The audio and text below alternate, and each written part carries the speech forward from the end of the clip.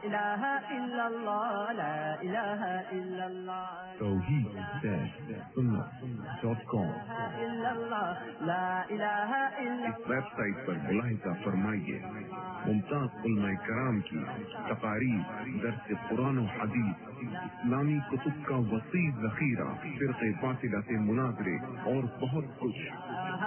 إلا الله لا إله إلا الله لا إله۔ اس لیے جو انسان جاہل ہوتا ہے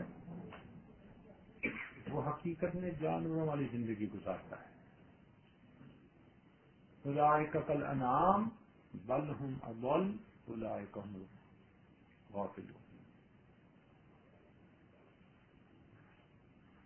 سفیان ثوری رحمۃ اللہ علیہ فرمایا کرتے تھے کہ جس گھر میں کوئی بھی اہل علم نہ ہو وہ گھر تو جانوروں کا دربار ہے۔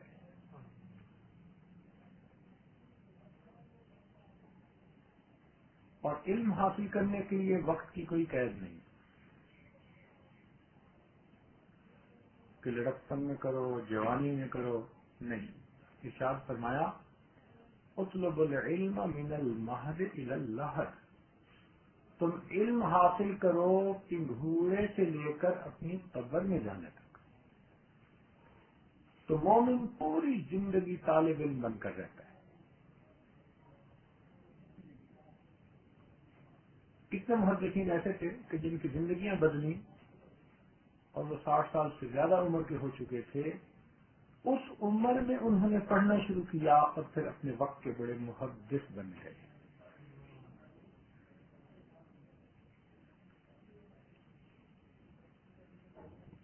علم حاصل کرنا اور اس کے لیے محنت قربانی کرنا، یہ چیز اللہ تعالیٰ کو بہت محبوب ہے۔ حدیث پاک میں فرمایا گیا من کان فی طلب العلم کان فی جنت فی طلبی، جو انسان علم کی طلب میں ہوتا ہے جنت اس بندے کی طلب میں ہوتی ہے۔ اتنا مقام ہے طالب علم کا کہ جب وہ اپنے گھر سے نکلتا ہے علم حاصل کرنے کے لیے تو اللہ رب العزت کے فرشتے حصول برکت کے لیے اکرام کے طور پر اس کے پاؤں کے نیچے اپنے پر بچھا دیتے ہیں۔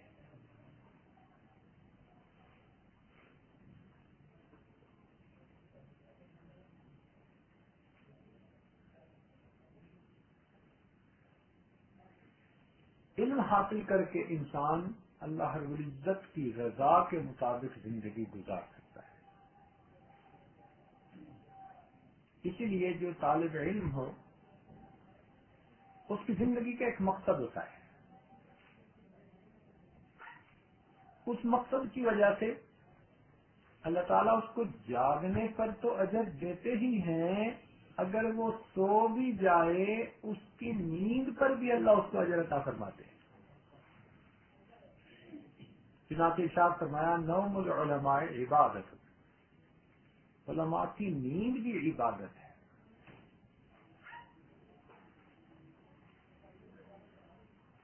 علم میراث ہے انبیاء کرام کی،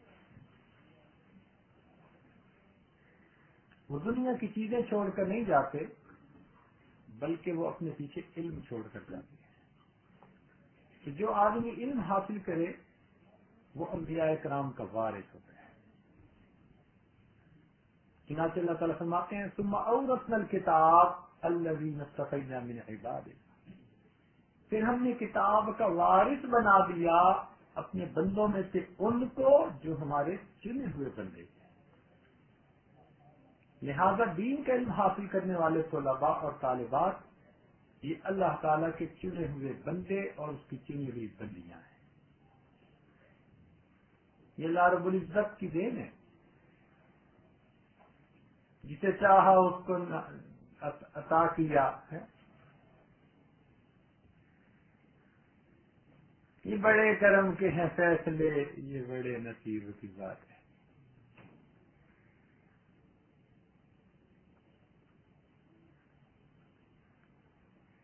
بہت بڑی نعمت ہے اللہ رب العزت کی طرف سے کہ کسی بندے کو حصول علم دین کے لیے چن لیا جائے۔ اس لیے کہ اس علم کی نسبت ہے انبیاء کرام کے ساتھ. علم کا ماخذ اللہ کا قرآن، نبی اسلام کا فرمان. جتنا بھی علم انسانیت کو ملا اللہ رب العزت نے دیا. اس لیے نبی اسلام بھی دعا مانگتے تھے، رب زدنی علما، اللہ میرے علم میں اور اضافہ فرما دیجیے. تو علم دینے والا پروردگار ہے، اور اس کی کتاب وہ علم کا سرچشمہ ہے. اور نبی اسلام کا فرمان اس کتاب کی آگے تفصیل ہے. لِتُبَيِّنَ لِلنَّاسِ مَا نُزِّلَ إِلَيْهِمْ. نبی اسلام نے اس علم کو کھول کھول کر بیان کیا. تو کتاب اور سنت، یہ دو چیزیں انسان کی زندگی کے لیے کامیابی کے لیے ضروری ہے. انسان پڑھے اور اس کو اپنائے،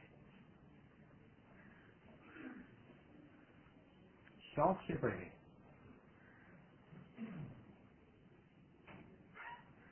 حتیٰ کہ کسی نے علم کا ایک باب سیکھا تو ایک باب سیکھنے پر اس کو 1000 رکعت نفل ادا کرنے والے سے زیادہ اجر عطا کر دیا جاتا ہے.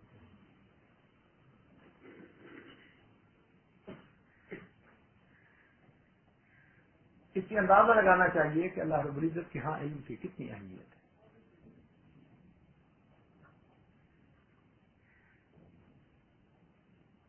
تو جب انسان علم حاصل کرتا ہے اس کے ذمہ دو کام ہوتے ہیں. ایک تو اس علم پر عمل کرنا اور پھر اس کو دوسروں تک پہنچانا.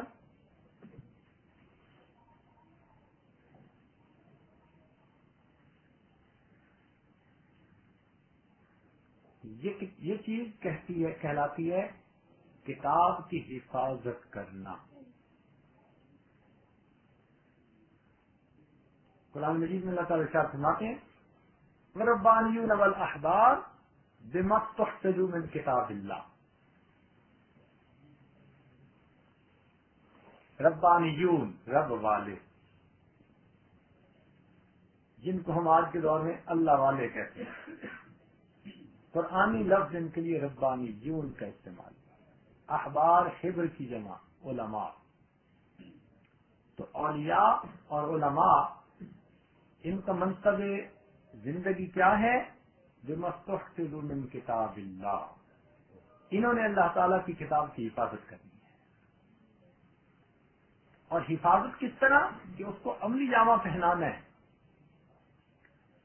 ذرہ برابر بھی اس کی تعلیمات سے ادھر ادھر نہیں ہونا. اتنی پابندی کا حکم دیا کہ اللہ تعالیٰ فرماتے ہیں اپنے محبوب کو فَاسْتَقِمْ كَمَا أُمِرْتَ وَمَنْ تَابَ مَعَكَ. اے محبوب، آپ اور جو آپ کے ساتھ ایمان لائے، آپ اس کے اوپر تکلے کی طرح سیدھے ہو کے چلتے رہیے. تو یہ کتاب کی حفاظت کہلاتی ہے. فقط الفاظ سے اور بات سے حفاظت نہیں ہوتی، عمل کے ذریعے سے حفاظت. تو دین محفوظ ہو جاتا ہے زندگیوں میں. تو یہ دین کی حفاظت کرنے والے لوگ، آپ نے دیکھا ہوگا نا کہ پلوں کے اوپر جو پولیس والے ہوتے ہیں، دوسرے ہوتے ہیں، انہوں نے چوکیاں بنائی ہوتی ہیں. یہ اس کے محافظ ہوتے ہیں. جو کام کرنے والے لوگ نگران ہوتے ہیں، انہوں نے اس کے اوپر اپنی ڈیرے لگائے ہوئے ہوتے ہیں. اسی طرح علماء نے قرآن مجید کی ہر آیت کے اوپر ڈیرے لگائے ہوئے.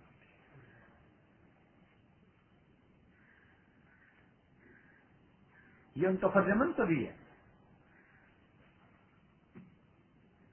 اس کو وہ عملی جامہ بھی پہناتے ہیں، اپنے دلوں میں بھی محفوظ کرتے ہیں اور اپنے عمل کے ذریعے بھی محفوظ کرتے ہیں. گویا ان کی زندگی کتاب و سنت کے بالکل مطابق ہوتی ہے.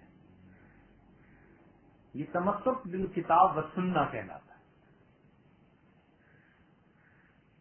تو یوں سمجھیے کہ ایک قافلہ ہے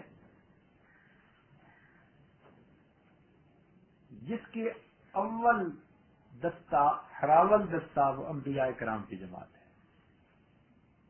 یہ وہ ہستیاں تھیں، مقدس ہستیاں، پاک ہستیاں، جو اللہ رب العزت کی طرف سے اس خاص مقصد کے لیے بھیجی گئی، اور انہوں نے اس دین کو آگے لوگوں تک پہنچایا، اور اس دین پہنچانے میں ان کو بڑی قربانیاں دینی پڑی.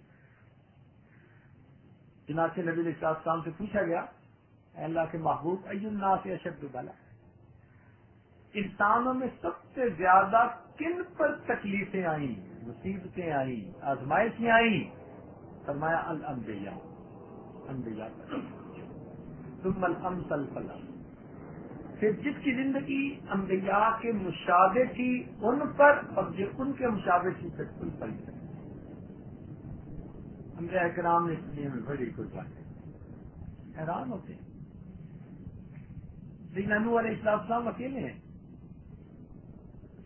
اور پوری کی پوری قوم دوسری طرف ہے.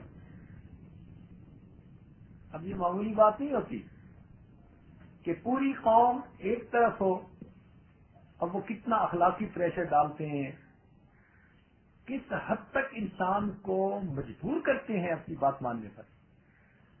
مگر یہ لوگ استقامت، پہاڑ تھے، جبال تھے استقامت کے، یہ اپنی بات سے پیچھے نہیں ہٹے. مذاق کرتے تھے، کفار مذاق کرتے تھے، اور یہ کوئی سال 2 سال کی بات نہیں، کم و بیش 1000 سال، 950 سال ان لوگوں میں رہ کر ان کو دین کی طرف بلایا جو بات سننا گوارا نہیں کرتے. آج جہاں لوگ ہماری بات نہ سنیں تو ہمارے لیے ان کے ساتھ ایک دن گزارنا مشکل ہوتا ہے. آپ سوچئے کہ انہوں نے 950 سال کیسے گزارے. چھوٹی قربانی نہیں، یہ بہت بڑی قربانی. حتیٰ کہ وہ کافر ایسے کہ انہیں محسوس ہوا سیدنا نوح علیہ السلام کو کہ یہ تو کیا ان کی لگتا ہے اولاد بھی اس پیغام کو قبول نہیں کرے گی. وَلَا يَلِدُوا إِلَّا فَاجِرًا كَفَّارًا، اتنی بھی توقع نہیں تھی ان سے، لیکن پھر اللہ کے حکم پر ڈٹے رہے. حضرت شعیب علیہ السلام کو دیکھ لیجیے، پوری قوم ایک طرف ہے.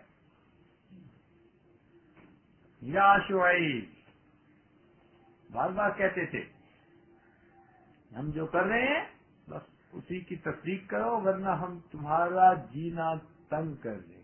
کہتے ہیں نا کافیہ تنگ کر دیں گے. مگر یہ انبیاء کرام اللہ کے اس پیغام کو پہنچانے کے لیے ڈٹے رہے. ایسی بھی قربانیاں آئیں کہ ان کے جسم کے ٹکڑے کر دیے گئے. حدیث پاک میں آتا ہے بعض انبیاء کرام وہ بھی آئے کہ لوہے کی کنگھیوں سے ان کے گوشت کو ان کی ہڈیوں سے جدا کر دیا گیا. بنی اسرائیل کے 10,000 انبیاء کرام کو شہید کیا گیا. وَيَقْتُلُونَ الْأَنْبِيَاءَ بِغَيْرِ حَقٍّ، انبیاء کو شہید کر دیتے تھے، اور یہ انبیاء اپنی جانیں دے دیتے تھے اللہ کے لیے. اب دیکھیے نا، سیدنا موسیٰ علیہ السلام اکیلے ہیں اور دوسری طرف فرعون کی اسٹیبلشڈ گورنمنٹ ہے. پورے نظام کے ساتھ ان کو ٹکرانا پڑا. کتنی استقامت چاہیے اس کے لیے. مگر انہوں نے اللہ تعالیٰ کے پیغام کو پہنچایا. نبی علیہ الصلوۃ والسلام کو اس دین پہنچانے کے لیے کتنی قربانیاں دینی پڑی ہم تو شاید اندازہ ہی نہیں لگا سکتے.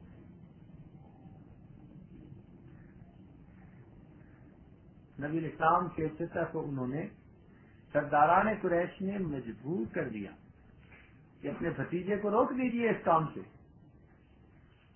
انہوں نے بلا کے کہا کہ بھتیجے، یہ کفار کہتے ہیں کہ اگر تمہیں سردار بننے کی خواہش ہے تو ہم تمہیں اپنا سردار بنا لیتے ہیں، مال و دولت کی ضرورت ہے تو ہم مل کر اتنا مال دیتے ہیں کہ جو آپ کی تمنا سے بھی زیادہ، اور اگر آپ کو کسی خوبصورت عورت کی ضرورت ہے تو مکہ کی جس لڑکی پر آپ نشاندہی کر دیں ہم اسی کو تمہارے نکاح میں دینے کے لیے تیار ہیں، لیکن ہمارے معبودوں کے خلاف نہ کہو۔ اور پھر چچا نے یہ بھی کہا کہ بھتیجے میرے اوپر وہ بوجھ نہ ڈالو جو میں نہ اٹھا سکوں۔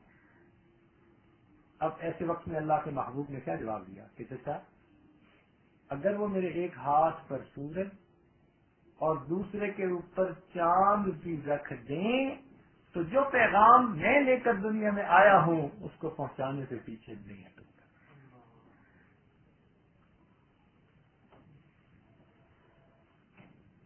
کوئی معمولی بات نہیں تھی۔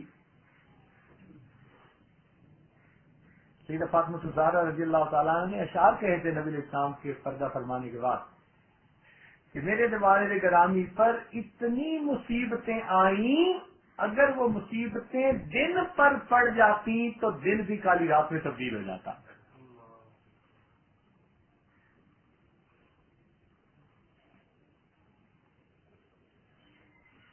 کتابوں میں لکھا ہے کہ اللہ کے محبوب نماز پڑھ رہے ہیں، کفار نے دیکھا تو انہوں نے کہا اچھا بھی اونٹ کی اوجڑی لاؤ۔ اونٹ کی اوجڑی لا کر اللہ رب العزت کے محبوب پر ڈال دی جبکہ آپ سجدے کی حالت میں تھے۔ ذرا امیجن کیجئے نا کہ اونٹ کی اوجڑی ہوتی کتنی بڑی ہے کہ بندہ اس کا وزن اٹھا بھی نہیں سکتا اکیلا، اور وہ گند سے بھری ہوئی، تو سجدے میں تو دم ہی گھٹتا نظر آتا ہے۔ اتنا وزن تھا کہ اللہ رب العزت کے محبوب سجدے سے اوپر نہ اٹھ سکے، اسی حالت میں رہے۔ کتنی دیر گزر گئی اللہ جانتا ہے، بالآخر کسی نے بتایا تو پھر لوگ آئے اور انہوں نے آ کر اس اوجڑی کو ہٹایا تو اللہ تعالیٰ کے محبوب پھر سجدے سے اوپر۔ ایک دفعہ نبی الاسلام مکہ مکرمہ میں تشریف لے جا رہے ہیں، چند نوجوانوں نے دیکھ لیا۔ کتاب میں لکھا ہے کہ ان نوجوانوں نے گھیرا کر لیا، کہنے لگے اچھا آپ ہمارے معبودوں کو برا کہتے ہیں، ہمارے باپ دادا کے دین کے اندر جو ہے وہ غلطیاں نکالتے ہیں۔ انہوں نے وہ طوفان بدتمیزی برپا کیا، الامان والحفیظ، کسی نے آپ کا جبہ مبارک کھینچا، کسی نے امامہ مبارک کھینچا، کسی نے منہ مبارک کو کھینچا، حتیٰ کہ ایسا بھی ہوا کہ ان کمینوں میں سے ایک کمینے نے محبوب صلی اللہ علیہ وسلم کے چہرے انور پر تھوک دیا، دوسرے نے، تیسرے نے، پھر ایک نے مٹی اٹھا کے چہرے اقدس پر ڈالی، منہ مبارک بکھرے ہیں، کپڑے پھٹے ہیں۔ اللہ کے محبوب اس وقت اکیلے، ان لوگوں نے اتنا ستایا اور پھر کہنے لگے اچھا آئندہ اور بھی زیادہ ہم آپ کو جو ہے وہ ستائیں گے اگر آپ نے ایسا بات کہی۔ یہ کہہ کر وہ چلے گئے۔ جب وہ چلے گئے تو کسی نے سیدہ زینب رضی اللہ تعالیٰ عنہا جو نبی علیہ السلام کی بڑی صاحبزادی تھی ان کو بتایا، وہ پانی کا پیالہ لے کر آئیں، نبی علیہ السلام کی خدمت سے پیش کیا۔ اللہ کے محبوب نے اپنے چہرے انور کو دھویا تو اس کو دیکھ کر سیدہ زینب لانا کی آنکھوں میں سے آنسو آ گئے۔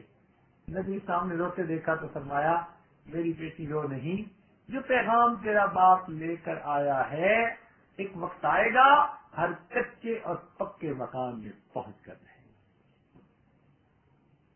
ایسی قربانیاں دینی پڑی۔ شیخ ابی طالب میں 2 سال جو رہنا پڑا، کبھی اس کے حالات پڑھ کے دیکھیے۔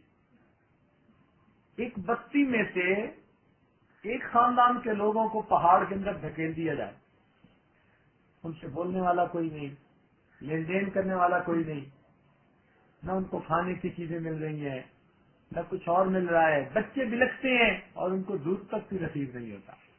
کتنی قربانیاں دینی پڑی. یہ کس لیے قربانیاں دی؟ اللہ کے پیغام کے لیے، اللہ تعالیٰ کے دین کے. تو یہ ایک قافلہ ہے جو اللہ رب العزت کی رضا کی طرف جا رہا ہے، اور اس کا ہراول دستہ، اس کی پہلی جماعت سابقون اس کے کون ہے؟ انبیاء کرام. اور انبیاء کرام کے بعد پھر ان کے صحبت یافتہ جتنے بھی لوگ صحابہ کرام، پھر اس کے بعد ان کے صحبت یافتہ، اور یہ ایک سلسلہ چل رہا ہے. اس وقت دنیا میں دو طرح کے لوگ ہیں، کچھ دین پر چلنے والے اور کچھ دین کا انکار کرنے والے. یہ حق اور باطل کا معاملہ چل رہا ہے، یہ قیامت تک چلتا رہے. حق والوں کو حق پر جمے رہنے میں بڑی مشکلات کا سامنا، باطل ہر وقت برسر پیکار ہے حق کے ساتھ. چنانچہ آپ ارد گرد دیکھیں، آپ کو ہر طرف معصیت کا سما نظر آئے گا، الا ماشاء اللہ. غفلت نظر آئے گی، ظلمت نظر آئے گی. جو رسم و رواج کا پابند ہے وہ ٹھاٹ کی زندگی گزارتا نظر آتا ہے. وہ آپس میں ایک دوسرے کے ساتھ بے پردہ ملنے والے، محفلیں اٹینڈ کرنے والے، وہ بڑے خوش نظر آتے ہیں. اور دوسری طرف وہ دیندار لوگ ہیں جو شریعت کی تعلیمات کے مطابق زندگی گزارتے ہیں، ان کے لیے مشکلات ہیں، قدم قدم پہ مشکلات ہیں. آپ حیران ہوں گے، ایک نوجوان نے چہرے پہ سنت سجائی تو ماں نے اسے خط لکھا کہ جلدی سے تم اپنی داڑھی کٹواؤ اور اصلی شکل میں واپس آؤ. یہ کلمہ گو ماں ہے جس نے اپنے بیٹے کو یہ خط لکھا. چند دن پہلے کی بات ہے کہ بیٹا اپنی والدہ والدین کے ساتھ عمرہ کرنے گیا تو ماں اسے کہنے لگی کہ میں بیت اللہ شریف کو دیکھ کر پہلی دعا مانگوں گی کہ تو پگڑی باندھنا چھوڑ دے. کیا نتیجہ نکلتا ہے؟ اس وقت دین پر عمل کرنے والوں کے لیے کتنی مشکلات ہیں. پہلی مشکل اپنا نفس، کہ انسان کا نفس ہی ہر وقت اس کو برائی کی طرف کھینچتا ہے، یہ مستقل دشمن ہے ہمارا. اور دوسرا شیطان، کہ وہ بھی ہمیں برائی کی طرف ہر وقت کھینچتا رہتا ہے. اور اگر ان دو سے کسی وقت نجات ملتی ہے تو تیسرے برے انسان، کوئی رشتہ دار بن کے آتا ہے، کوئی قریب بن کے آتا ہے، وہ بھی شیطان کے ایجنٹ بن کے آتے ہیں. جو بچے دین پڑھنا چاہتے ہیں تو کئی جگہوں پر ماں باپ پڑھنے نہیں دیتے، اور کئی جگہوں پہ ماں باپ چاہتے ہیں کہ دین پڑھیں تو بچے نام نہیں سننا چاہتے.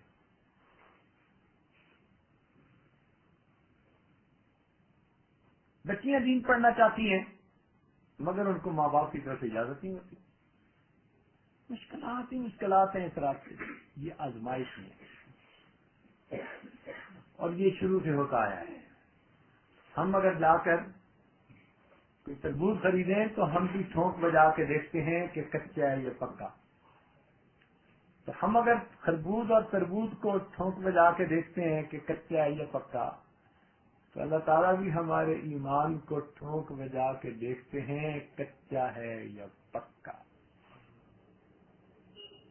اس لیے کیا فرمایا، احسب الناس، کیا انسان یہ گمان کرتے ہیں ان یترکوا، انہیں چھوڑ دیا جائے گا، ان یقولوا آمنا، اگر انہوں نے کہہ دیا ہم ایمان لے آئے، وہم لا یفتنون، انہیں آزمایا نہیں جائے گا. وَلَقَدْ فَتَنَّ الَّذِينَ مِنْ قَبْلِهِمْ، تحقیق ہم نے ان سے پہلے والوں کو بھی آزمایا. فَلَيَعْلَمَنَّ اللَّهُ الَّذِينَ صَدَقُوا وَلَيَعْلَمَنَّ الْكَاذِبِينَ.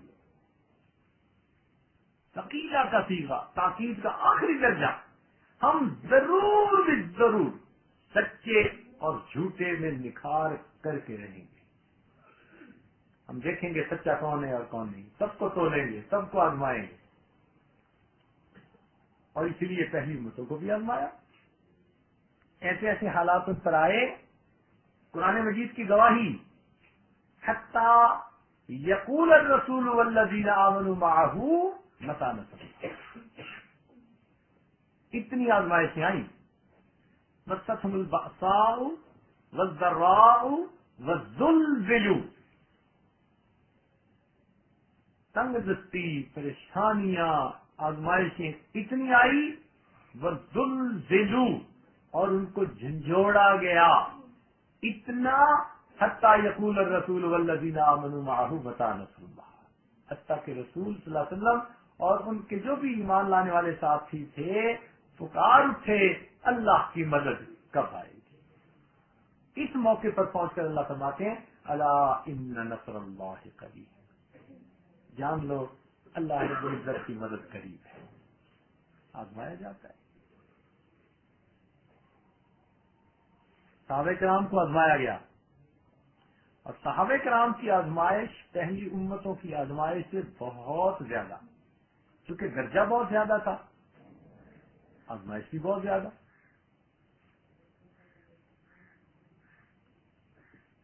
اللہ تعالیٰ فرماتے ہیں کہ ایک ایسا موقع تھا کہ جب مسلمانوں نے، صحابہ نے کفار کو دیکھا، اتنی بڑی جماعت ان کی اور یہ تھوڑے سے، اللہ تعالیٰ فرماتے ہیں زاغت الابصار، آنکھیں پھٹی کی پھٹی رہ گئیں، وبلغت القلوب الحناجر، کلیجے حلق میں آ کے اٹکنے لگے، باہر نکلنے لگے، وتظنون باللہ الظنونا ہنالک ابتلی المؤمنون وزلزلوا زلزالا شدیدا۔ دیکھا، پہلی امتوں کے لیے وزلزلوا کا ایک لفظ استعمال ہوا، اور اس امت کے صحابہ کرام کے لیے وزلزلوا زلزالا شدیدا۔ اس سے اندازہ لگائیے کہ صحابہ پر کتنی بڑی آزمائش آئی، چھوٹی بات نہیں تھی، اتنی قربانیاں دینی پڑی، ہم تو پڑھیں تو حیران رہ جاتے ہیں۔ اسلام میں یہی قربانیاں نہیں ہے کہ بلال عنہ کو گرم ریت پہ لٹایا گیا، چٹان اوپر رکھی گئی، وہ تو اس کہانی کا ایک چھوٹا سا حصہ ہے۔ خباب رضی اللہ تعالیٰ عنہ کی پیٹھ پر اتنے زخم لگائے گئے کہ ان کی چربی اور خون سے آگ بجھا کرتی تھی۔ صحابہ کرام ایک مرتبہ جہاد کے لیے گئے، فرماتے ہیں کہ پورے دن میں ہمیں ایک کھجور کھانے کو ملا کرتی تھی۔ سفر بھی کر رہے ہیں، جا بھی جہاد کے لیے رہے ہیں، اور پورے دن میں کھانے کے لیے ایک کھجور۔ اور فرمایا جب انہوں نے یہ بات کہی تو بیٹے نے پوچھا ابو سارے دن میں ایک کھجور؟ انہوں نے کہا ہاں بیٹے، اس کھجور کی قدر و قیمت کا اس دن اندازہ ہوا جب وہ کھجور بھی ملنی بند ہو گئی۔ اب سعودی عرب کی گرمی اور اس شدت میں اگر آپ سفر کریں اور ایک دن بھی کچھ نہ ملے کھانے کو تو دوسرے دن کیا حال ہوتا ہے، پھر اس دن بھی نہ ملے تو تیسرے دن کیا ہوتا ہے، اور یہ تو چلتے ہی چلے جا رہے ہیں، پتہ نہیں کتنے دن اس حالت میں گزرے۔ فرماتے ہیں کہ راستے میں پانی بھی ختم ہو گیا اور قریب چشمہ بھی نہیں تھا، اتنے پیاسے کہ بعض صحابہ نے جانوروں کو ذبح کیا اور ان کی آنتوں کو اپنے منہ میں ڈال کر منہ کی خشکی کو دور کیا۔ اب بتاؤ جانور کی آنت کے ساتھ کتنی نمی ہوتی ہے، کتنا پانی ہوتا ہے، منہ زیادہ خشک تھے تو جانور کی آنت منہ میں لے کر اپنے منہ کی خشکی کو کم کیا۔ تو امیر لشکر نے حکم دیا کہ سواری کے جانوروں کو ذبح کرنا منع ہے، وہ بھی ختم ہو۔ اس حال میں یہ لوگ جا رہے ہیں اللہ کے دین کو بلند کرنے کے لیے، اعلاء کلمت اللہ کے لیے، اتنی قربانیاں ہم تو آج کے اس دور میں بیٹھ کر اس کا تصور نہیں کر سکتے۔ کس لیے تھیں یہ قربانیاں؟ اللہ کے دین کے لیے۔ دین کی حفاظت کے لیے انہوں نے قربانیاں دی. سبحان اللہ، کیا عظیم لوگ تھے. اور یہ دستور ہے بھائی کہ دنیا میں دین کی حفاظت کرنے والوں پر پھر آزمائشیں تو آتی ہیں. الذین یمسکون بالکتاب، جو لوگ کتاب کو تھامے رکھتے ہیں ان کے اوپر یہ حالات آتے ہیں. جب اللہ تعالیٰ نے ارشاد فرمایا یا یحییٰ خذ الکتاب بقوہ، اے یحییٰ کتاب کو مضبوطی سے تھام لیجئے، تو اس کا یہ مطلب نہیں تھا کہ ہاتھوں میں پکڑ لیجئے، اس کا مطلب تھا کہ اس کی تعلیمات کے مطابق زندگی کو ڈھال لیجئے، ذرا بھی اس سے ادھر ادھر انحراف نہ فرمائیے. یہ ہے تمسک بالکتاب. تو یہ قربانیاں دینی پڑتی ہیں. صحابہ میں نہیں، صحابیات نے بھی دی. چنانچہ دین اسلام میں بی بی سمیہ سب سے پہلی وہ صحابیہ ہیں جنہوں نے اپنی جان اللہ کے راستے میں پیش کر جانیں دینی پڑ گئی. قربانیاں دینی پڑتی ہیں. یہ راستہ ہے ہی قربانیوں کا راستہ. حفاظت کتاب آسان کام نہیں ہے. کہیں خواہشات کی قربانی، کہیں اپنی ضروریات کی قربانی اور کہیں اپنی جان کی قربانی. ہر ایک کو کسی نہ کسی درجے میں قربانیاں دینی پڑتی ہیں. ابھی ہمارے یہاں پڑھنے والی جو طالبات ہیں اپنے گھروں کے عیش و آرام کو چھوڑ کر جامعات میں آ کر رہتی ہیں. قربانی، خواہشات کی قربانی. ایک طرف ان کو دل للچا رہا ہوتا ہے، کالج میں پڑھتے، یونیورسٹی میں پڑھتے،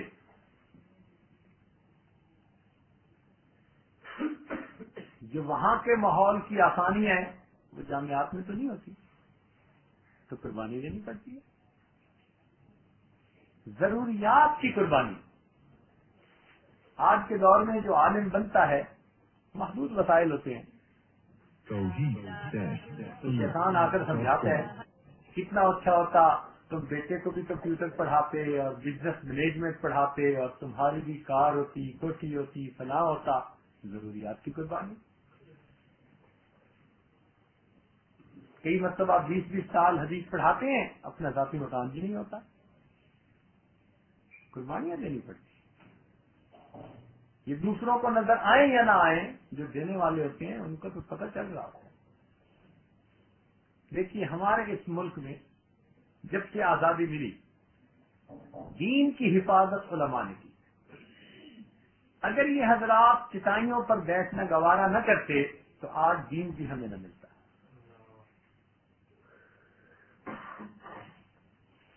انہوں نے معمولی ضروریات پر اپنی زندگی کو گزارا. اور ایک وقت ایسا تھا کہ جو مسجد میں عالم ہوتا تھا بس اسی کا بیٹا ہی عالم بنتا تھا اور کوئی نہیں بنتا تھا. فرنگی نے اتنا دین سے دور کر دیا تھا ذہن کو. یہ تو اللہ کا فضل ہے کہ اتنا عرصہ پھر علماء نے محنت کی، جماعتوں نے محنت کی، مشائخ نے محنت کی، اب ماحول بنا کہ دنیا دار لوگ بھی اپنی اولادوں کو دین پڑھانے لگے. مگر ایک وقت ایسا تھا پیش امام کا بیٹا ہی پھر حافظ بنتا تھا یا قاری بنتا تھا، دوسرے کا بیٹا نہیں بنتا تھا. تو دین بچایا ان علماء نے. کیوں؟ ان کے ذمے تھا حفاظت کتاب. اگر یہ علماء بھی وقت کے حکام کے ساتھ مل جاتے، ان سے بڑی بڑی تنخواہیں وصول کر لیتے اور اپنی زندگی عیش و آرام کے ساتھ گزارتے تو دین کی شکل کیا بن چکی ہوتی. تو انہوں نے حفاظت کتاب کا جو منصب تھا وہ پورا کر دکھایا. قربانیاں دی اس کے لیے. ہر دور اور ہر زمانے میں یہ قربانیاں دینی پڑتی.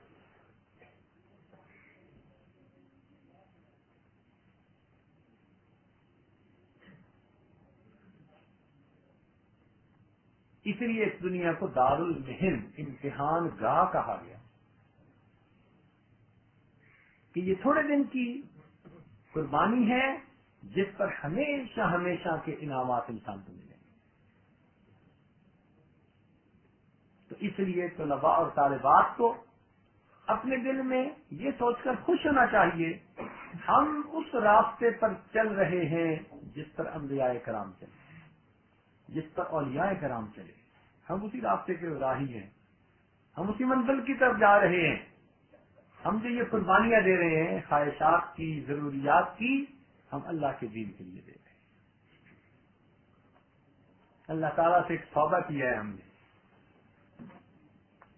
یہ بازی عشق کی بازی ہے جو چاہو لگا دو ڈر کیسا، یہ بازی عشق کی بازی ہے جو چاہو لگا دو ڈر کیسا، گر جیت گئے تو کیا کہنے، گر ہار گئے تو مات نہیں۔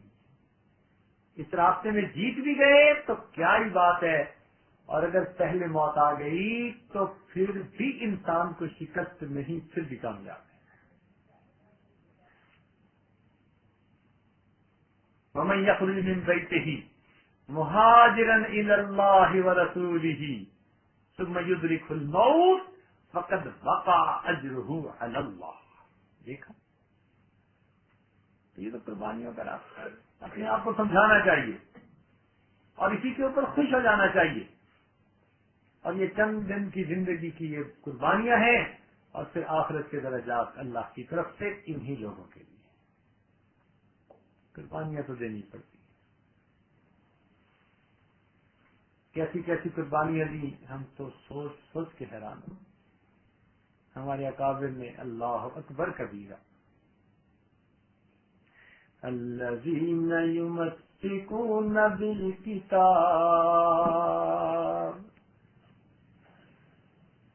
وہ لوگ جنہوں نے کتاب کو مضبوطی سے تھامے رکھا۔ لوگ مذاق اڑاتے ہیں، لوگ باتیں کرتے ہیں، تم نے زندگی تباہ کر دی، تم نے یہ کیا کر لیا، مگر وہ لوگ ڈٹے رہتے ہیں، کتاب کو مضبوطی سے تھامے رکھتے ہیں۔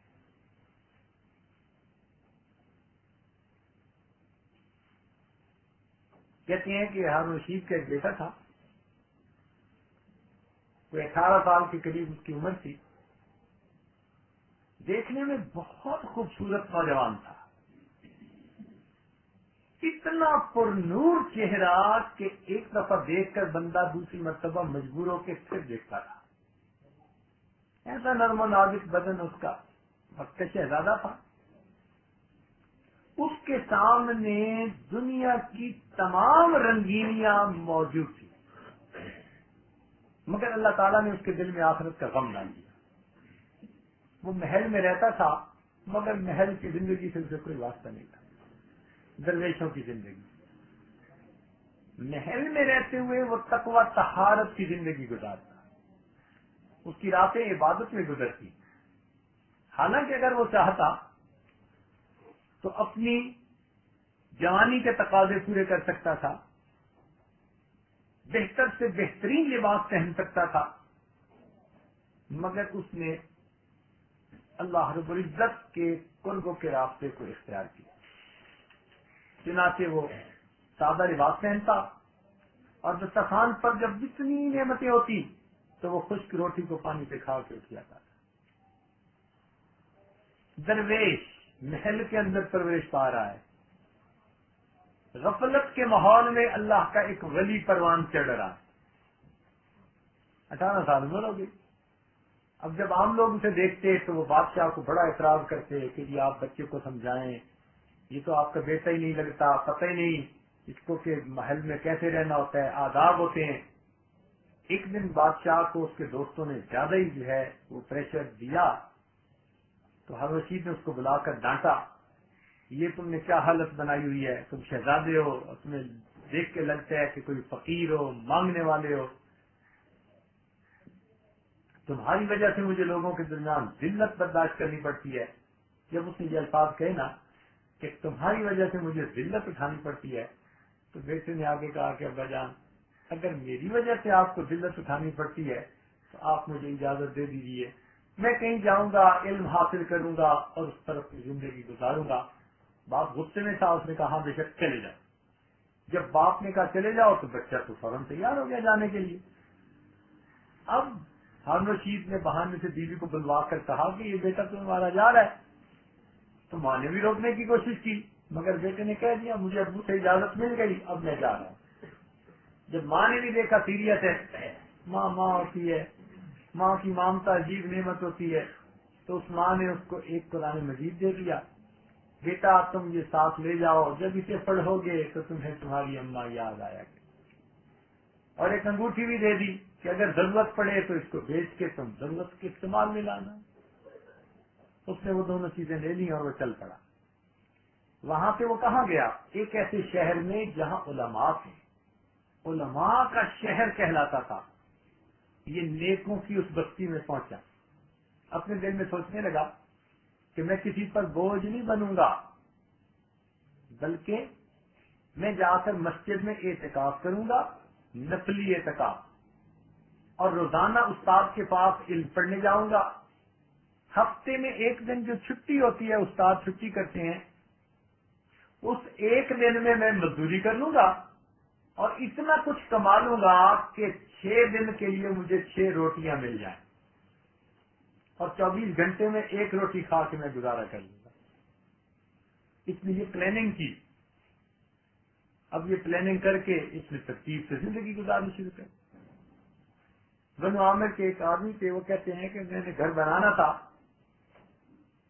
تو میں مزدوروں کی جگہ پر گیا کہ کسی نوجوان کو مزدوری کے لیے لاؤں، تو میں نے ایک آدمی کو دیکھا، اس نوجوان کو، اتنا خوبصورت، اس کے چہرے پہ نور تھا، اور وہ مزدوروں کی جگہ پر بیٹھا ہوا قرآن مجید کی تلاوت کر رہا تھا۔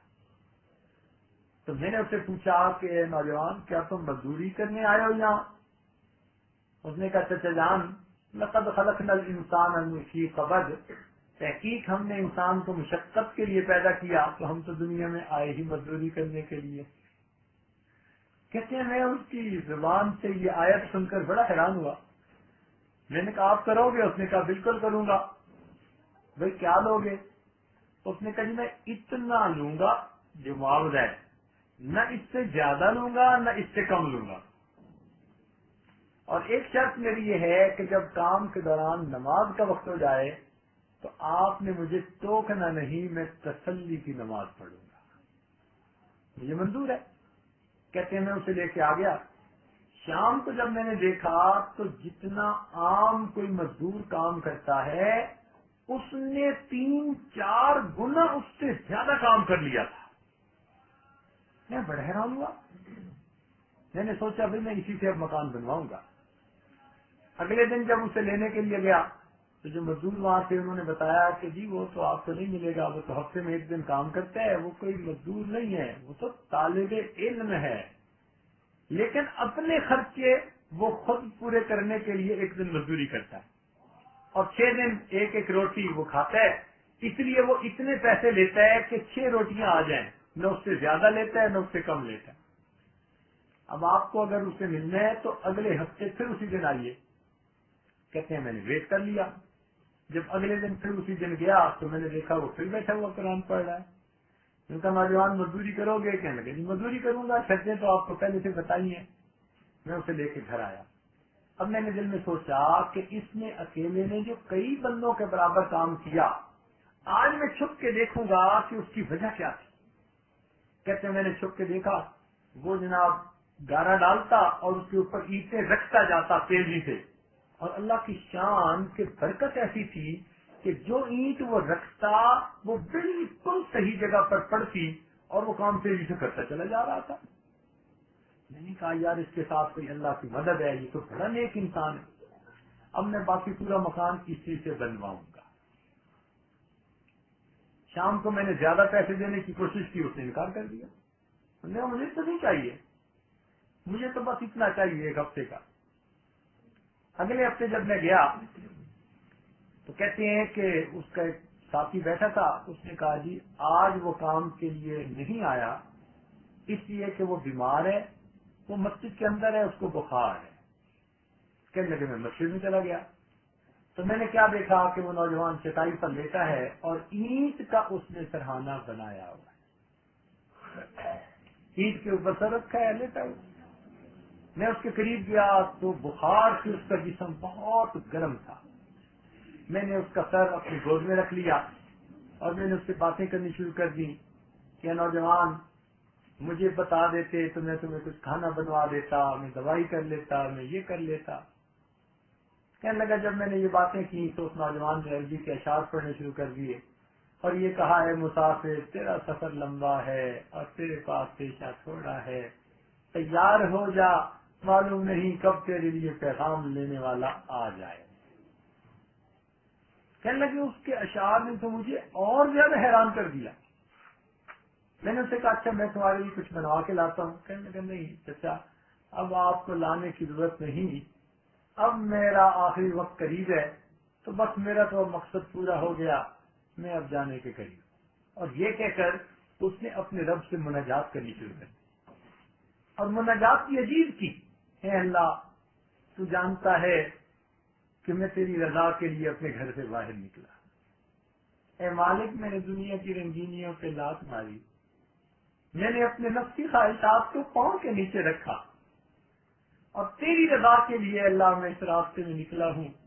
اے مالک اب میری زندگی کا آخری وقت ہے، تو میری اس محنت کو مجاہدے کو قبول کر لینا، میں ڈرتا ہوں اس بات سے کہ کہیں تو بھی مجھے رد نہ فرما۔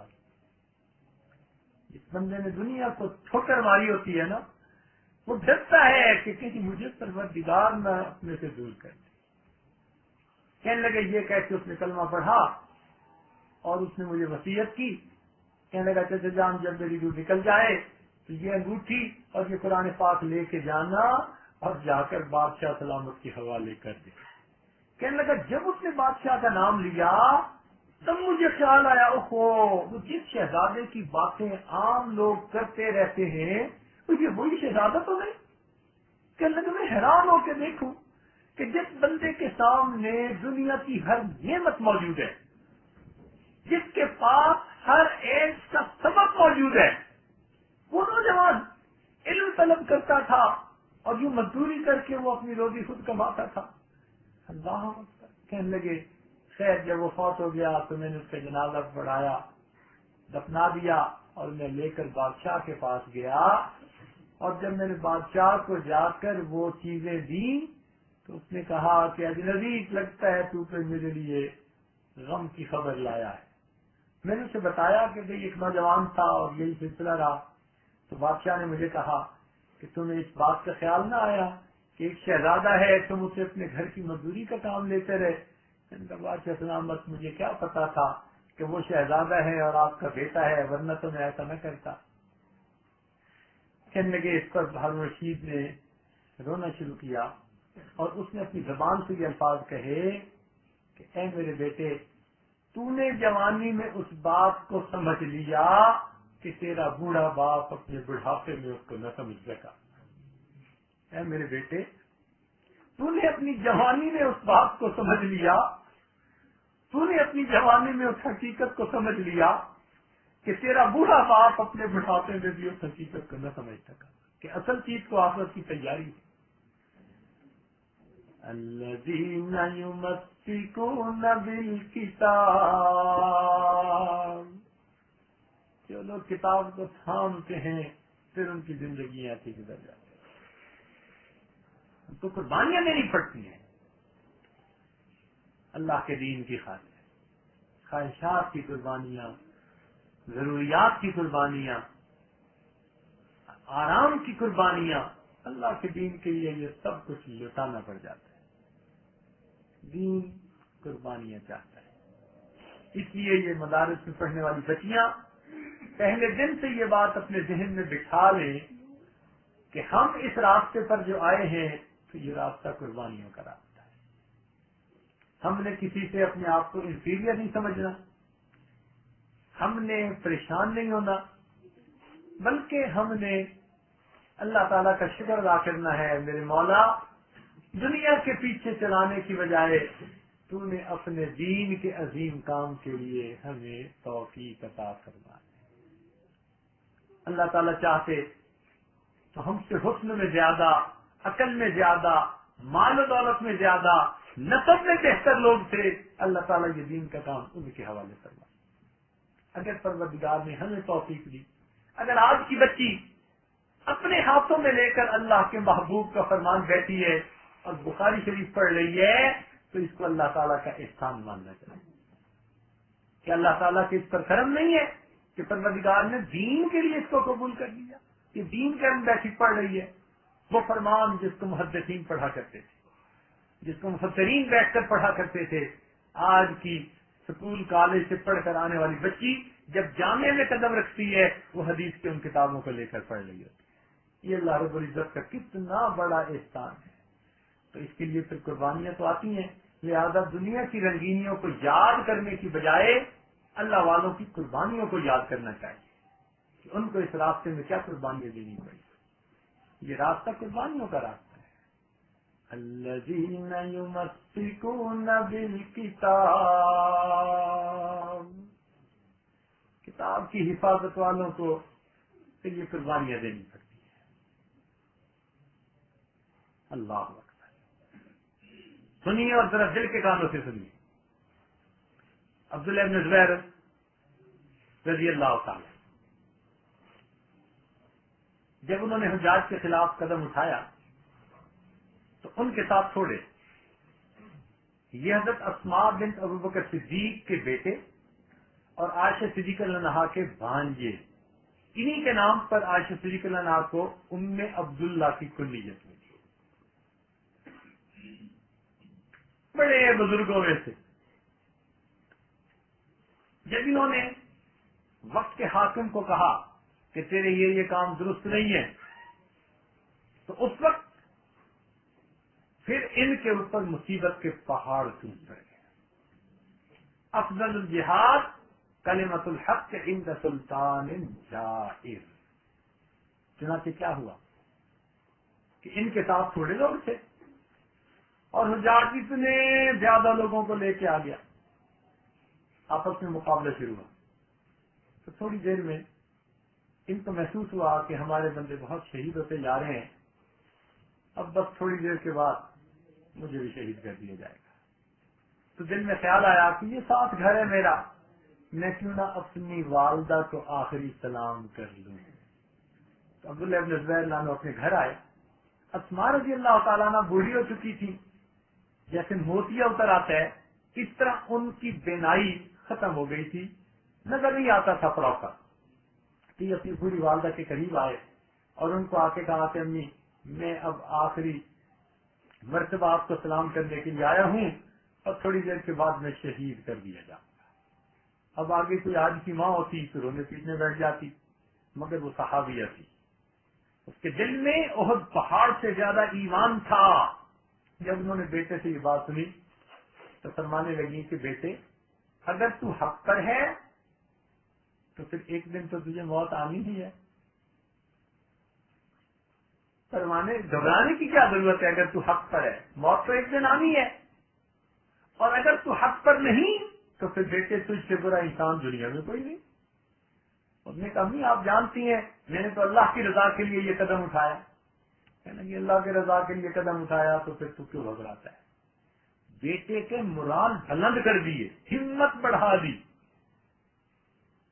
تو بیٹے نے کہا کہ امی بس ابھی تھوڑی دیر میں شہید کر دیا جاؤں گا، بس مجھے یہ خوف ہے کہ یہ لوگ مجھے شہید کریں گے اور میری لاش کا مسئلہ کریں گے، اس کو قیمہ بنا دیں گے۔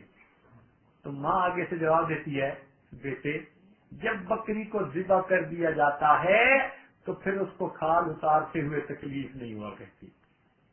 بیٹے جب بکری کو ذبح کر دیا جاتا ہے تو پھر اس کی اگر کھال اتاری جائے تو بکری کو تکلیف نہیں ہوتی، تو تجھے جب شہید ہی کر دیا جائے گا تو پھر تیرے جسم کے ٹکڑے کر دیے جائیں تجھے اس کی کیا تکلیف ہوگی۔ ماں بوڑھاپے میں یہ باتیں کر رہی ہے۔ تو بیٹے نے کہا کہ امی بس میں اب جانا چاہتا ہوں۔ تو اس وقت ماں نے 3 دعائیں لی۔ دعاؤں میں پہلی دعا یہ تھی اے اللہ تو جانتا ہے کہ میرا یہ بیٹا سردیوں کی لمبی راتوں میں تیرے سامنے قیام کیا کرتا تھا، کاش ایسی زندگی آج ہماری ہوتی. ماں گواہی دے رہی ہے, اے اللہ تو جانتا ہے کہ میرا یہ بیٹا سردیوں کی لمبی راتوں میں تیرے سامنے ساری ساری رات قیام کیا کرتا تھا. ارے اللہ تو جانتا ہے کہ یہ حرم کی گرمی کے لمبے دنوں میں سارا دن تیرے سامنے روزے سے رہتا تھا. ارے اللہ تو جانتا ہے کہ اس نے اپنے بوڑھے ماں باپ کی خدمت میں کوئی کمی نہیں.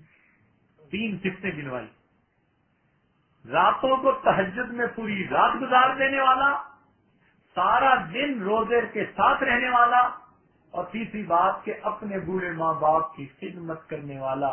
اے اللہ اس نے خدمت میں ہمیں خوش کیا, میں اس کی ماں ہوں, میں دعا کرتی ہوں تو بھی اس سے خوش ہو جا. کاش کہ ہم بھی اپنے والدین سے ایسی دعائیں لینا, ہمارے ماں باپ بھی ہمارے لیے ایسی دعائیں کریں کہ اللہ اس بچی نے خدمت کے ذریعے ہمیں خوش کر دیا, اے اللہ تو بھی میری بچی سے راضی ہے. کیسے لوگ تھے, کتنی غلط ہستیاں تھیں, تو ماں نے ان کو یہ دعائیہ کلمات دیے, اور جب دعائیہ کلمات سن کر وہ کہنے لگے اچھا امی اب میں جا رہا ہوں, تو ماں نے کہا, ہاتھ بڑھایا اور ہاتھ بڑھا کے فرمانے لگی, اسماء رضی اللہ تعالیٰ عنہ, بیٹے مجھے نظر تو آتا نہیں کہ میں تیری شکل دیکھ سکوں, ذرا میرے قریب ہو کہ میں تمہارا بوسہ لوں اور تمہارے جسم کی خوشبو سونگھ لوں. یہ ماں نے بات کہی, اے بیٹے میں تمہاری شکل تو دیکھ نہیں سکتی. اس ماں کے دل پہ کیا گزر رہی ہوگی جو اپنے جوان بیٹے کی شکل دیکھ نہیں سکتی کہ بینائی نہیں ہے. اے بیٹے میں تمہاری شکل تو دیکھ نہیں سکتی, تو ذرا میرے قریب ہو کہ میں تمہارا بوسہ لوں اور تمہارے جسم کی خوشبو کو سونگھ لوں. الذین یمسکون بالکتاب. توحید-سنت.com. اللہ اکبر. چنانچہ حضرت عبداللہ گئے اور شہید ہو گئے. اللہ کی شان کے مخالف اتنا سنگ دل تھا کہ اس نے ان کی لاش کو چوک پر پھانسی کے ذریعے لٹکا دیا, رسی کے ذریعے لٹکا دیا, اور 40 دن تک لاش لٹکتی رہی. اب لوگ اسے کہتے تم اتنا ظلم کر رہے ہو. اب وہ اپنی خفت کو مٹانے کے لیے کہنے لگا کہ اگر ان کی والدہ آ کر سفارش کر دیں تو میں ان کو نیچے اتار دوں گا. اب لوگ آتے ہیں اور اسماء لانا سے کہتے ہیں کہ آپ کے بیٹے کو لٹکے ہوئے 40 دن گزر گئے, اور وہ حاکم وقت کہتے ہیں کہ آپ جا کے سفارش کریں. کہنے لگی میں سفارش نہیں کر سکتی, مخلوق کے در پہ چل کے نہیں جا سکتی. انہوں نے کہا کوئی ایسی بات ہی کر دے وہاں جا کے, چلو آپ کو آپ کے بیٹے کے پاس لے کے جاتے ہیں. غمزدہ تو دل تھا ہی صحیح, چنانچہ ان کے ساتھ اس جگہ پر آئیں جہاں بیٹے کی لاش لٹک رہی تھی, اور اتنا کلمہ کہا کہ اس سوار کو سواری سے اتارنے والا کوئی نہیں ہے, اس سوار کو سواری سے اتارنے والا کوئی نہیں ہے. اس کو بہانہ بنا کے چنانچہ اس کے جو مخالف تھا اس نے ان کو نیچے اتار دیا. یہ مائیں تھیں جن کے دل کتنے بڑے تھے, اتنے بڑے بڑے صدمے دین کی خاطر وہ برداشت کر لیا کرتے. ان کو پتا تھا, یہ زندگی کی حقیقت وہ سمجھ گئے تھے کہ دین کی حفاظت کس کو کہتے ہیں. بیٹے نے جان دے دی, مگر اس نے قرآن کو صاف کھول کر پڑھ کر سنا دیا کہ تمہارا یہ کام شریعت کے مطابق, اور ہم علم والے ہیں تو ہم تو اس کی حفاظت کریں گے, تمہیں حق حق بتائیں گے اور باطل کو باطل بتائیں گے. اتنی قربانیاں دینی چاہیے. اللہ اکبر. الذین یمسکون بالکتاب. اللہ اکبر. کتاب کو مضبوطی سے تھامنے والے.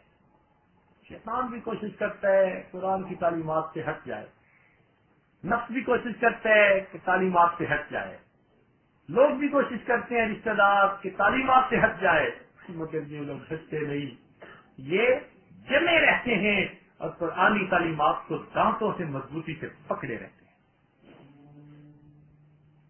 یہ قربانیاں فقط ان حضرات نے نہیں دی, یہ تو ایک سلسلہ ہے قربانیوں کا. اس کے بعد جتنے بھی اکابر آئے ان کو بھی زندگی میں قربانیاں دینی پڑی.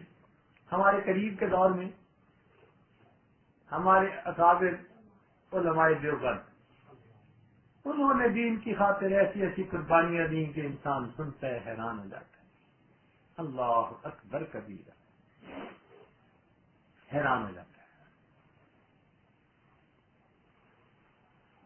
ایسا بھی ہوا کہ ان حضرات کو درخت کے اوپر لٹکا کر زندہ حالت میں ان کی کھال ان کے جسم سے علیحدہ کر دی گئی. چنانچہ میں کشمیر کا سفر ایک مرتبہ کرنے کا موقع ملا تو وہاں کے ایک مفتی صاحب نے ہمیں وہ درخت دکھایا جس درخت کی ٹہنی یعنی اس کے تنے پر 2 بھائی تھے، عالم تھے، ان کو لٹکا کر زندہ حالت میں ان کی کھال اتاری کی تھی اور انہوں نے وہ قربانیاں دی. آپ کو کیا پتا فرنگی نے جو دور اس ملک کو چھوڑا آسانی سے نہیں چھوڑا، اس نے ظلم کی انتہا کر دی تھی، لیکن بالآخر علماء کی قربانیوں کے سامنے اس کو گھٹنے ٹیکنے پڑے. چنانچہ انگریز مورخ لکھتا ہے کہ میں دہلی میں گیا تو جن خیموں میں میں ٹھہرا مجھے انسانی گوشت کے جلنے کی بدبو آئی. جب میں خیمے کے پچھلی طرف گیا تو میں نے دیکھا کہ انگاروں کو زمین پر بچھایا گیا اور 40 علماء کو ایک وقت میں انگاروں کے اوپر لٹایا گیا تھا.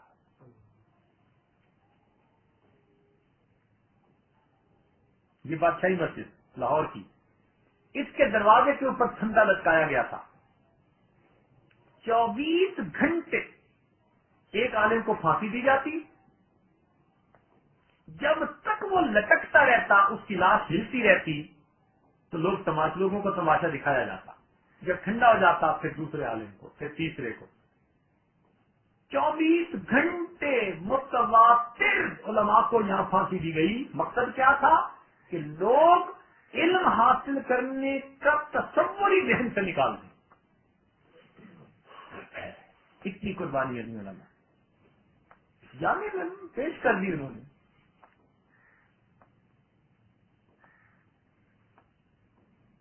چنانچہ اللہ اکبر،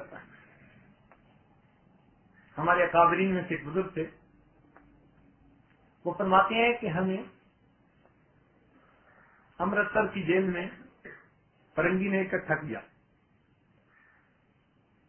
اور اتنا اس نے ہمیں تکلیفیں دیں جتنا وہ دے سکتا تھا.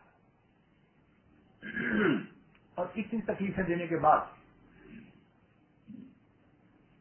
لاہور کے گورنر نے اسے پیغام بھیجا کہ یہ لوگ تم سے سیدھے نہیں ہوتے تو میرے پاس بھیجو. اس نے ہمیں ادھر بھجوا دیا. جب یہاں کے فرنگی نے دیکھا کہ ہمیں فقط ہتھکڑیاں لگی ہیں تو اس نے کہا ان کو تو سزا دینی نہیں آتی تھی. اس نے ہمیں پاؤں میں بیڑیاں بھی ڈال دیں اور ساتھ گز بھی لگا دیا. یہ گز ایک ایسی مصیبت تھی کہ جس میں نہ انسان بیٹھا ہوتا ہے نہ انسان کھڑا ہوتا ہے، درمیان کی حالت میں ہوتا ہے تو تھوڑی دیر بعد تھک جاتا ہے. اتنی تکلیف میں ہوتا ہے کہ وہ بتا نہیں سکتا. تو تکلیف دینے کی خاطر اس نے گز لگا دیا. کہنے لگے ہم اتنی تکلیف کی حالت میں نہیں. کئی مہینے تک اس نے ہمیں اسی طرح تکلیفیں دی، مگر ہم اپنی بات کے اوپر جمے رہے. تو پھر ملتان کے گورنر نے انہیں لکھا کہ ابھی تک اگر تم سے یہ بات نہیں آئے تو ذرا میرے پاس بھیجو. وہ لکھتے ہیں، تاریخ کالا پانی کتاب کا نام ہے، لکھتے ہیں کہ ہمارے لیے پنجرے بنوائے گئے اور پنجرے ایسے تھے کہ ہمیں اس کے اندر ڈال دیا گیا اور ہمارے جسم کے چاروں طرف ہم سے 1-2 انچ کے فاصلے پر کیل لگا دیے گئے اور یہ پنجرے گاڑی کے اندر ریل گاڑی میں رکھ دیے گئے اور پھر بغیر سیٹی بجائے یکدم گاڑی کو چلایا گیا تو جھٹکا لگا اور ہمارے ایک جسم کے پورے طرف وہ سارے کے سارے کیل اندر دھس گئے، اندر سے خون نکلنے لگا. ابھی ہم اس خون کو پوچھ نہیں پائے تھے کہ گاڑی کو یکدم بریک لگائی گئی اور دوسری طرف ہمارے کیل چپ گئے. کہنے لگے اب اندر ہم بیٹھے ہیں اور ہمارے چاروں طرف 1-1 انچ پر کیل ہے، اور ہمیں نہیں پتا تھا کہ کہاں جھٹکا لگے گا اور کہاں جسم میں کیل چبھیں گے. سولی پہ لٹکنے سے زیادہ مشکل کام. اس حال میں ہم پنجرے میں بیٹھے اور کہنے لگے لکھا ہے کہ ہمیں 3 مہینے میں لاہور سے ملتان پہنچایا گیا. گاڑی کھڑی کر دی جاتی اور پھر ہمیں پتہ ہی نہیں کب چلے گی. کئی دن اسی طرح کھڑی رہتی، پھر اچانک چلا دی جاتی تو پھر کیل ہمیں چبھتے. گرمی تھی، پسینہ تھا، پھر جو زخم تھے ان میں پیپ پڑ گئی کیونکہ ان پر مرہم جو نہ لگائی گئی. کہنے لگے ہم اتنی تکلیف میں کہ بتا نہیں سکتے، اور ان پرانے زخموں میں جب پھر کیل چبھتے تو ہم مچھلی کی طرف تڑپ کے رہ جاتے. اور یہ سب کس لیے تھا کہ یہ لوگ مان لیں کہ دین سے ہٹیں گے اور ہماری بات کو مان لیں گے. مگر ان لوگوں نے فرنگی کو کہہ دیا تھا دین سے ایک ذرہ بال برابر بھی ضرور نہیں ہل سکتے. الذین یمسکون بالکتاب، کتاب کو مضبوطی سے تھامنے والے یہ لوگ. کہتے ہیں جب ہمیں ملتان پہنچایا تو ملتان والے نے کہا اتنی تکلیفوں کے بعد یہ نہیں سمجھے بڑی ڈھیٹ ہڈی ہیں، اچھا کل ان کو پھانسی پہ لٹکا دیتے ہیں، کیا روز کی مصیبت ہے. کہنے لگے جب ہم نے پھانسی کی بات سنی ہم اپنے دل میں خوش ہو گئے، ہمیں منزل مل جائے گی، اللہ کی رضا مل جائے گی. اتنی قربانیاں جس کام کے لیے دی اللہ ہماری ان قربانیوں کو قبول کر لیں گے. کہنے لگے ہم نے رات تہجد پڑھی اور گھاس کے تن کے چبا کر ہم نے روزے کی نیت کر لی. گھاس کے تن کے چبا کر ہم نے روزے کی نیت کر لی تاکہ کل ہمیں پھانسی دی جائے تو ہم روزے کی حالت میں ہوں. کہنے لگے اگلے دن جب فرنگی آیا اس نے ہمارے چہرے کو دیکھا تو تازگی نظر آئی. کہنے لگا تمہیں کیا ہو گیا، آج تمہیں پھانسی لٹکائیں گے اور تمہارے چہرے اتنے تروتازہ. تو کسی نے کہہ دیا کہ چونکہ آپ ہمیں پھانسی دیں گے تو ہمیں شہادت ہمارا مقصود مل جائے گا. کہنے لگا اس نے یہ سنا چپ ہو گیا. پھر اس نے کسی اور سے فون پر بات کی، پھر آ کر کہنے لگا کیونکہ پھانسی سے آپ خوش ہو جاؤ گے ہم آپ کو پھانسی بھی نہیں دینا چاہتے، ہم آپ کو عمر قید کے لیے کالا پانی بیچتے ہیں.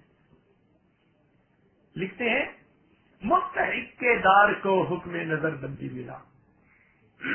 مستحق کے دار کو حکم نظر بندی ملا، کیا کہوں کیسے رہائی ہوتے ہوتے رہ گئی.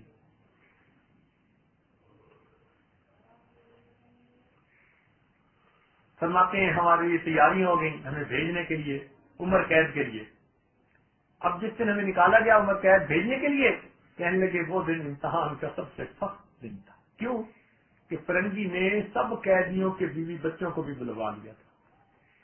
اب جیسے ہی میں باہر نکلا میرے پاؤں میں بیڑیاں ہیں، ہاتھ میں زنجیریں ہیں، اور مجھے جب بیوی نے اس حال میں دیکھا تو اس نے رونا شروع کر دیا اور کہنے لگے میرا چھوٹا سا بیٹا تھا وہ آ کے میری ران کے ساتھ لپٹ گیا. ابو جانوروں کو باندھتے ہیں زنجیروں سے، آپ کو کس نے باندھا ہے؟ اب میں اپنے بیٹے کو کیسے سمجھاتا.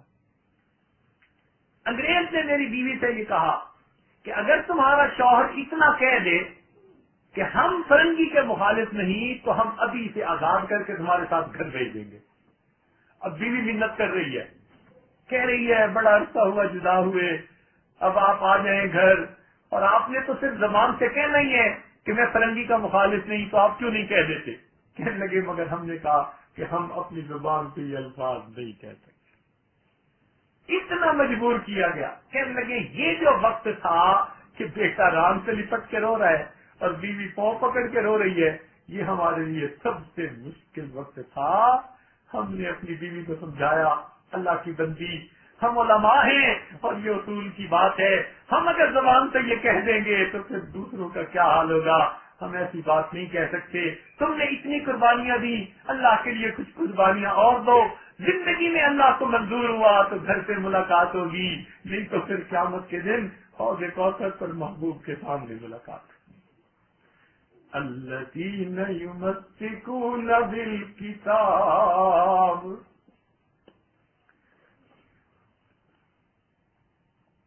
ایسی قربانیاں دی ہمارے علماء.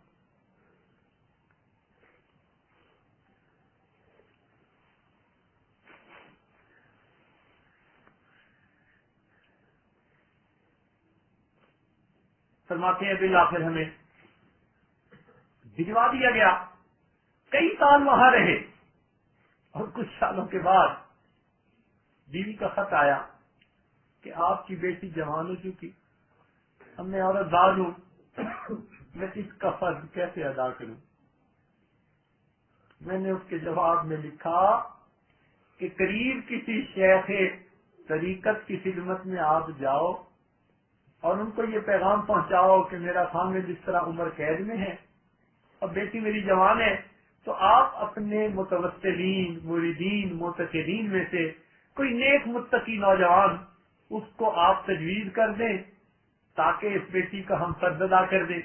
اور جب وہ یہ کام کر لے تو پھر مسجد میں جمعہ کے دن میری بیٹی کا نکاح پڑھ دیا جائے اور اعلان کیا جائے، لوگوں ایک ایسی بچی کے نکاح میں شریک ہو جاؤ جو زندہ باد کی یتیم بیٹی ہے. یہ اعلان کرو ان الفاظ کے ساتھ کہ لوگوں ایک لڑکی کا نکاح ہوگا جو زندہ باد کی یتیم بیٹی ہے. الذین یمسکون بالکتاب. ایسی قربانیاں دیں.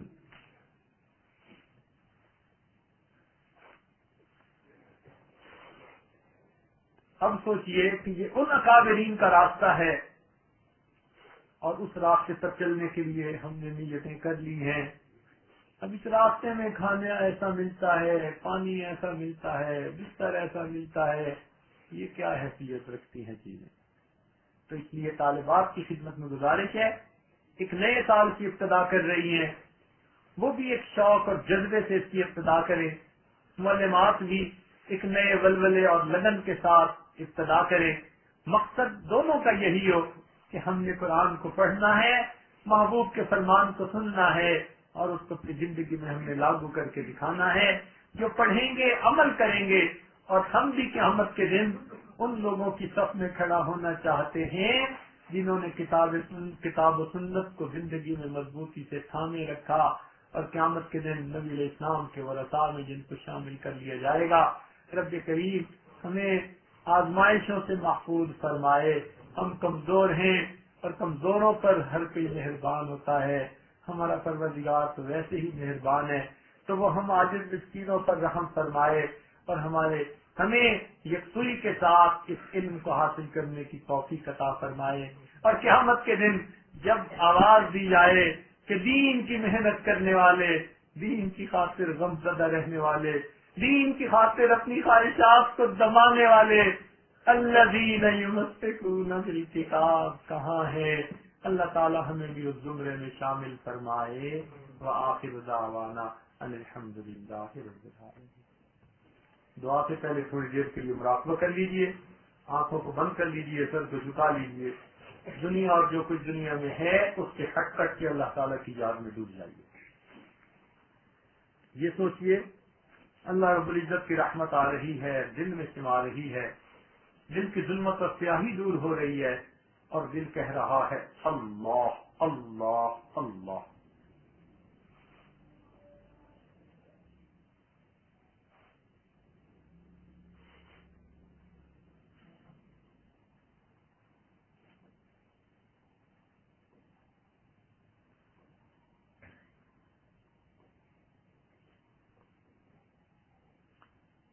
لا الہ الا اللہ. دعا کر لیجیے. سبحان ربی الاعلی الوقار. اللهم صل على سيدنا محمد وعلى آل سيدنا محمد وبارك وسلم. اے مالک ہم آپ کے عاجز مسکین بندے ہیں، ہمارے گناہوں کو معاف فرما، ہماری خطاؤں سے درگزر فرما، ہمارے عیبوں کی پردہ پوشی فرما. اللہ ہماری نگاہوں کو پاک فرما، ہمارے دلوں کو صاف فرما، ہمارے سینوں کو اپنی محبت سے لبریز فرما، اپنی اس کسی آتش ہمارے سینوں میں پیدا فرما، ہمارے انگ انگ سے اپنے ذکر کو جاری فرما، روئے روئے سے اپنے ذکر کو جاری فرما، ہڈی ہڈی بوٹی بوٹی میں اپنی محبت پیدا فرما۔ اے مالک ہمارے ساتھ درگزر کا معاملہ فرما۔ اللہ جو بچیاں پڑھنے والی ہیں اللہ ان کے سینوں کو علم کے نور سے منور فرما۔ اللہ ان کو نبی اسلام کی ایک ایک سنت کے ساتھ محبت نصیب فرما۔ اللہ ان کو سنت کی عاشقہ بنا۔ رب کریم ان کی پوری زندگی سنت کے مطابق بنا، ان کے دلوں میں اپنا خوف عطا فرما، اپنی محبت نصیب فرما۔ اے اللہ ان کو دین اور دنیا دونوں کی خوشیاں نصیب فرما۔ اے اللہ ان کو دنیا آخرت کی عزت نصیب فرما، آنے والے وقت کو گزرے وقت سے بہتر فرما، آنے والی زندگی کو گزری زندگی کا کفارہ بنا۔ اے اللہ ہمارے گناہوں کو معاف فرما، ہماری خطاؤں سے درگزر فرما۔ اے اللہ ہم اس قابل تو نہیں ہیں کہ ہم قیامت کے دن علماء کی صفوں میں کھڑے ہوں، مگر آپ اگر چاہیں تو اللہ سب آسان ہے۔ اللہ ہم عاجز مسکینوں کو بھی یہ نعمت نصیب فرما اور اپنے محبوب کے قدموں میں جگہ نصیب فرما۔ رب کریم رحمتوں کا معاملہ فرما۔ اے اللہ جنہوں نے دعاؤں کے لیے کہا ان کی نیک حاجات کو پورا فرما۔ ہمارے والدین عزیز اقارب مشائخ جو فوت ہو چکے سب کی مغفرت فرما، جن کی آپ نے مغفرت کر دی کو ان کے اعلیٰ درجات عطا فرما۔ اے اللہ اس جامعہ کو دن دگنی رات چوگنی ترقی نصیب فرما۔ اے اللہ اس جامعہ کو دن دگنی رات چوگنی ترقی نصیب فرما۔ اے اللہ جو حضرات اس کا اہتمام انتظام کر رہے ہیں اللہ ان کی زندگیوں میں برکت پیدا فرما، کام کاروبار میں برکت پیدا فرما، آنے والی معلمات کی زندگیوں میں برکت پیدا فرما، پڑھنے والی طالبات کی زندگیوں میں برکتیں پیدا فرما۔ اے اللہ اس ادارے کو مینار نور بنا اور اس کی روشنی کو دنیا کے کونے کونے کے اندر پہنچا۔ اے اللہ پڑھنے والی بچیاں ہیں ان کے والدین کی پریشانیوں کو بھی دور فرما۔ رب کریم بیماروں کی شفا عطا فرما۔ اے اللہ ہم کمزور ہیں اپنی رحمت سے ہمیں اپنی حفاظت نصیب فرما۔ رب کریم جو دین کے کام ہمارے دوست احباب متعلقین شروع کر چکے ہیں اور کر رہے ہیں اللہ ان کی تکمیل میں بھی آسانیاں پیدا فرما۔ ربنا تقبل منا انك انت السميع العليم وتب علينا انك انت التواب الرحيم صلى الله تعالى على حبيبه سيدنا محمد وآله وأصحابه أجمعين برحمتك يا أرحم الراحمين۔